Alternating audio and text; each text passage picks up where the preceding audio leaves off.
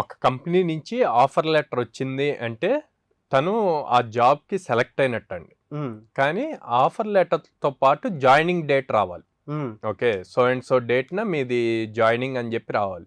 అట్లా రాలేదు అంటే గనక మీరు జాబ్ వచ్చినట్టు కాదు. ఓకే, మీరు సెలెక్ట్ అయ్యారు, బట్ ఇంకా పాసిబిలిటీస్ ఉన్నాయి. అంటే ఇప్పుడు ఏమవుతుందంటే మీరు 2 years 3 years బ్యాక్ వాళ్ళకి కూడా ఇప్పుడు రీసెంట్గా టీసీఎస్ 2 years బ్యాక్ వాళ్ళకి ఇప్పుడు జాయినింగ్ ఇస్తుంది. 2 years వెయిట్ చేస్తూ ఉండలేరు కదా. అవును. అండ్ కొంతమంది పాపం టాప్ కంపెనీ కదా, ఎంఎన్సీ కదా, వచ్చిన దాన్ని మిస్ చేసుకోవటం ఎందుకు అని చెప్పి వెయిట్ చేసిన వాళ్ళు ఉన్నారు. ఈ 2 years లోపు మార్కెట్ కండిషన్స్ చేంజ్ అవుతాయి. మీకు ఆఫర్ లెటర్ ఇచ్చి జాయినింగ్ డేట్ ఇవ్వకపోతే మీరు వెయిట్ చేస్తున్నప్పుడు మార్కెట్ కండిషన్స్ చేంజ్ అయిపోయి అసలు ఈ ఆఫర్ అన్నది మిస్ అయిపోయింది. అప్పుడు మీరు వేరే దానికి కూడా ట్రై చేయడానికి ఉండదు.